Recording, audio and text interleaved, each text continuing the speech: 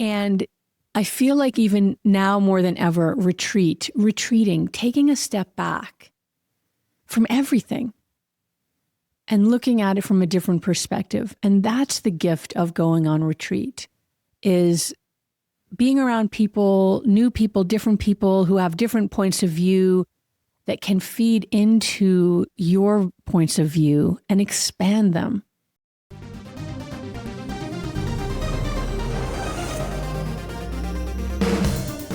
Welcome to the world of energy, where science meets spirit. Ancient wisdom merges with cutting-edge knowledge, and the possibilities for a healthier, happier you are endless.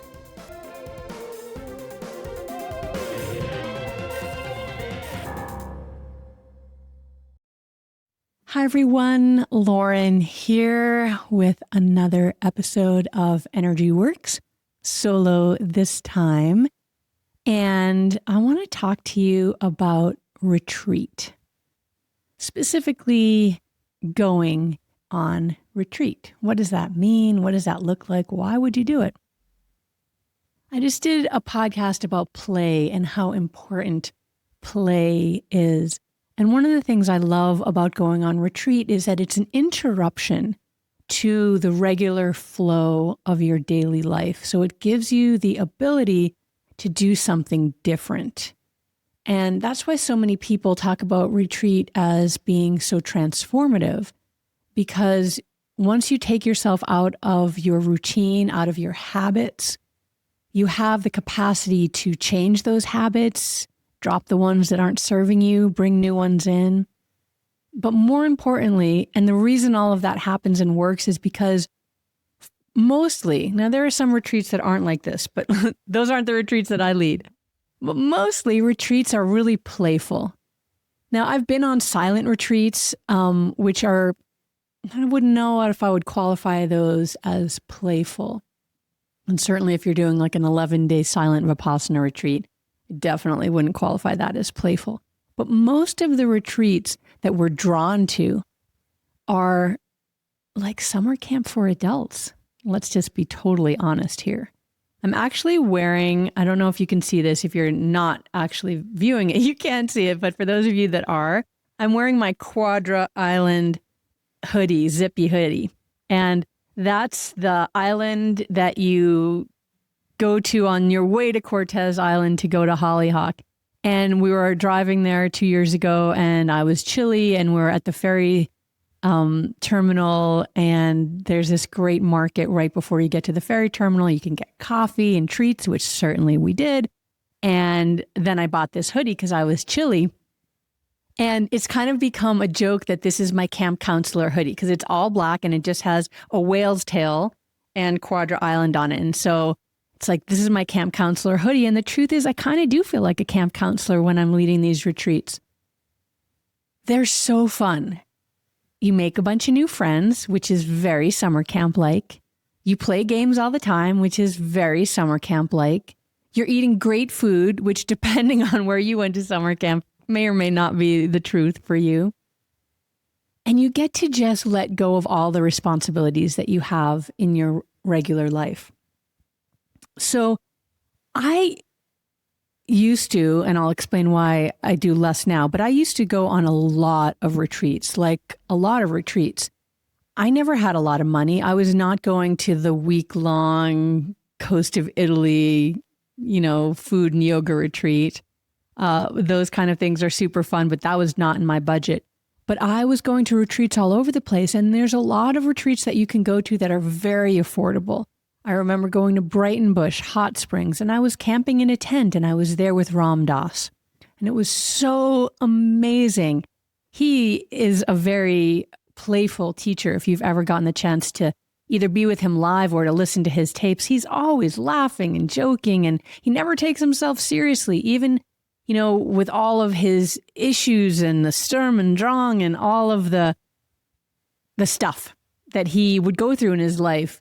He would talk about like befriending your monsters instead of trying to exile them, which of course has now become a key component to some of the most cutting edge psychotherapy out there, especially those of you that know parts work. I feel like Ram Dass was kind of a precursor to that. So once I was at Breitenbush with Ram Dass having so much fun, I was like, I wonder what's happening next. And he was going up to Hollyhock. So I just followed him in my car. Not exactly directly. It wasn't exactly directly right after that, but not far off after that. And I'd never heard of Hollyhock. And again, I was staying in a tent. It was not that expensive. A lot of these places have scholarship funds, which I have definitely dipped into when I needed to, and then contributed into when I could. And every experience that I had was just mind expanding and life changing. And at that point, people would say, like, you're so young. Like, it's so strange to have such a youngster, with all of us here. And I don't know when I was in my, I guess that was maybe early, mid-20s, late 20s. And now if you go on retreat, you see tons of young people just hungry for playful transformation, purpose in the world. But we find our purpose often through joyful interactions, through play, through serendipity, not through kind of grinding away at what you think might be the next thing. And in fact, more and more with the rise of AI, and who knows if we're going to actually rise up to counter it, because AI has the potential to be really powerful in our lives. Like, let's let it do all the crap work that nobody wants to do, and then free us up to do the joyful, playful exploration, creativity that is the hallmark of humanity. Having AI write the movies and the books, that doesn't interest me at all. And when I see some of the things that AI produces, it's not interesting. It's not exciting. It's not emotionally connected, because that's a human capacity, not a machine capacity. And let's see, I'm not going to go down on that tangent right now. Well, I'll do another circle back about AI because the more I read and study about it, the more thoughts I have on it. And the more I think too that the people in charge, whoever they are, I mean, we kind of know who they are, but they're just, I really just feel this kind of miserly contraction of joy, lack of play. And that if the people running the universe were more expansive in their hearts, in their minds, in their souls, the world would be a beautiful, more beautiful place. It is a beautiful place, but we got our challenges and our struggles.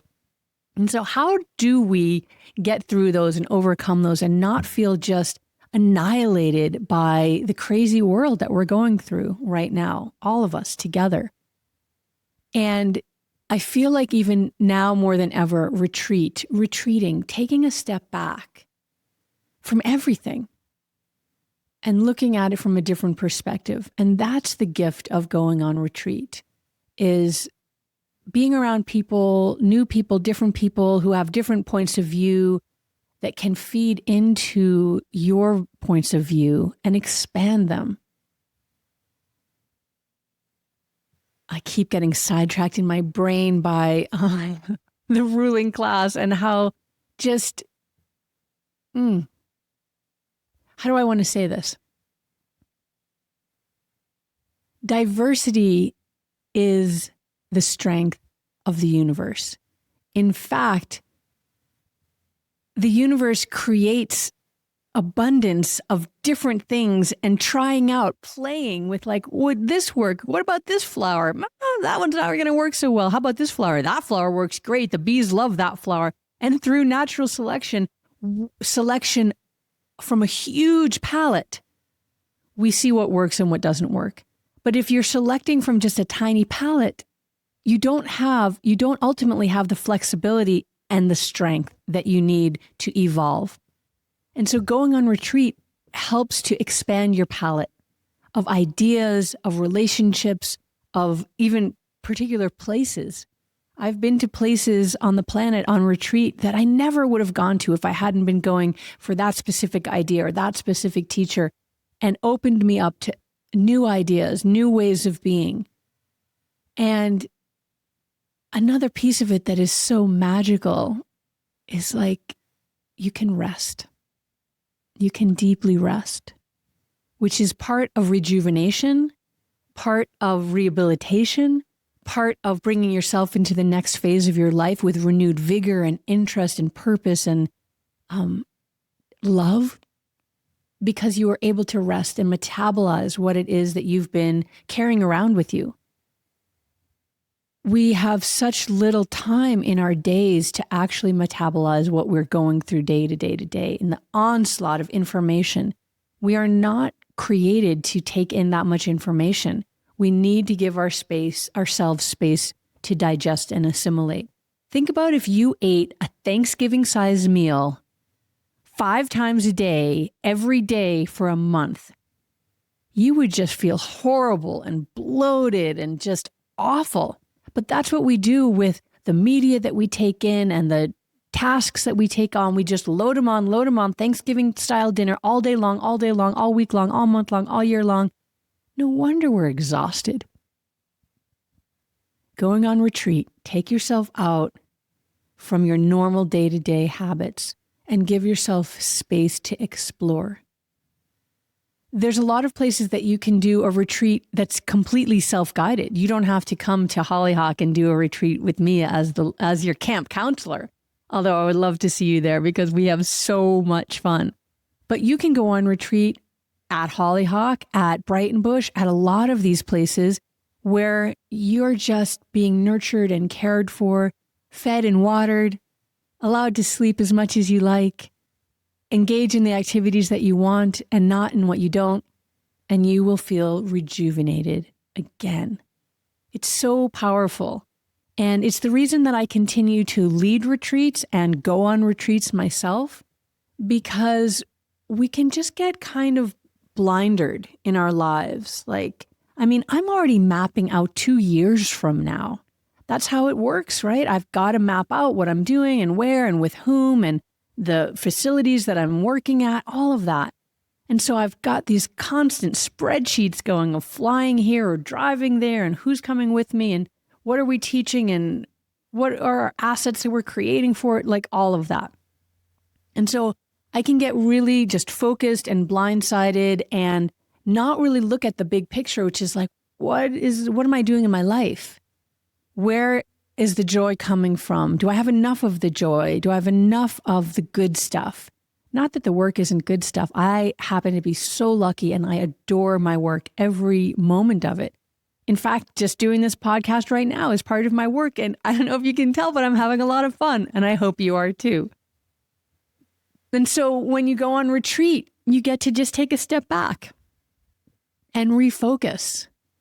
Step back and refocus, step back and refocus. And then when you go home, you take that with you, that spaciousness, that joyfulness, that playfulness, and you bring that forward into your life. So I want to encourage you all to find some time, make some time, create some time in your busy, busy life for you. Take yourself on retreat. It might mean that you come to Hollyhock this summer. I only teach there every other year. I teach there on even years. This is an even year. I don't know when you're listening to this, but right now it's 2026 and it's early in the year. And I'm at Hollyhock in July. Usually end of July, beginning of August is when I'm at Hollyhock on the even years. And the retreat this year, 2026, is about thriving in the chaos. I couldn't think of a more apropos title because that's the one I came up with, because that is what is happening right now. We are in the chaos, but how do we thrive, not just survive? What can we do? And I have lots of ideas and I'm going to share them with you this summer. But even if you're not coming to Hollyhock, even if you don't have the time or space or ability in your life to go for a week somewhere or 5 days somewhere, make it a priority to give yourself some kind of retreat. Can you create a day-long retreat in your world? Can you, does a friend have a cabin that you could borrow and just go for one night? Is there a hot springs nearby with a hotel that's not that expensive that you could go for one night? Is there a way that you could just give yourself space away from the habit field that holds you to what you do in the day-to-day? So that you can shift your perspective. Now, it might be that you go on retreat and you're like, wow, my life is amazing and great. I love it. This is perfect. Boom, right back into the habit fields and everything is supporting you. That's a wonderful thing and a wonderful affirmation of your life. And you might go on retreat and come back and think, wow, here are all the things that I want to shift and change. And now I have the tools and the know-how and the will and the energy power to change those things. So is there a way that you can create that? If you can't take an overnight, if you can't get away for a longer time, can you create a 2-hour retreat in your day where you turn off the phone, you turn off the computer, you tell the kids, I'm not available now for the next 2 hours, close the door and bring out the paper and pens and doodle, or lie on the floor and look up at the ceiling, or go outside and lie on the earth and look up at the sky. Give yourself a break from the normal day-to-day habit activities that you do. It is so important for you to be able, for us to all be able to integrate what we are going through. And the only way that we can do that is we give ourselves space. This is an Ayurvedic idea of eating 3 meals a day, no snacks. It's like you stop the body from constantly having to digest, because it exhausts the body. It is not healthy. It is not how we were made to be. Despite what all Nabisco wants to tell you all day long, that you should eat 10 meals a day, your body's not made for that. Your body's made for all of these things that we do, an intense piece of work and then take a rest, eat a meal and then rest and digest. Even stress, we are built to withstand a lot of stress, and then to come back from that and to relax and come back into equanimity again. The problems that we're seeing in our lives right now is that we're eating all the time, we're working all the time, we're stressed all the time, we're getting constant inputs all the time, and we never have time to truly rest and digest, to truly drop into parasympathetic nervous system, to truly experience the majesty and the awe of simply being in a human body. What a gift. How expansive, how incredible, how magical. I feel like going on retreat reconnects you to that sense of childlike wonder. When every day was a retreat, every day was play. It was just like, what are we playing today? How long can we play with our Barbie dolls? Like hours and hours and hours inventing games. And the expansive playfulness is that it wasn't just the Barbie dolls, but all the Muppets came in and the little cars, like everybody was interacting and playing with each other across, a Muppet and a Barbie. You would think you couldn't have something so more diametrically opposed, and yet there they were playing together. That's the power of imagination. That's the power of play. And that's the power of retreating from your regular everyday life so that you can bring the magic and creativity and joy and spontaneity and all the juicy goodness back into your life so that you're moving forward joyfully, easefully, and happily. I really hope to see some of you at Hollyhock this year. I'm going to be at a bunch of different places. You can check out emyoga.net to find out where. And I hope that you give yourself some time to retreat this year. Wherever it is, with whomever you can, give yourself at least a moment, if not a week, if not a month of summer camp, and reignite your joy. I'd love to hear where you're planning going on retreat this year. Drop it in the notes. Let us know. We read every comment and we get our ideas about podcasting from you. So if there's any topic that you want to hear about, drop that in the comments too. We'd love to hear from you. Thanks so much for tuning in. Have a beautiful, playful day, and we'll talk to you soon. Alrighty, energy fans, that's a wrap on another positively charged episode of Energy Works. Lauren, this is the part where we get to use our energy puns. It's been electrifying, hasn't it, Blaine? We hope you've enjoyed it as much as we have. If you're feeling amped up and you want to keep your energy flowing, be sure to hit that subscribe button on your favorite podcast platform. And we'd love to hear from you, so please take a moment to leave us a review. Your feedback helps us continue to deliver content that resonates, so light up our inbox. and spark a conversation with your friends to tell them about us. And we'll see you next time on Energy Works.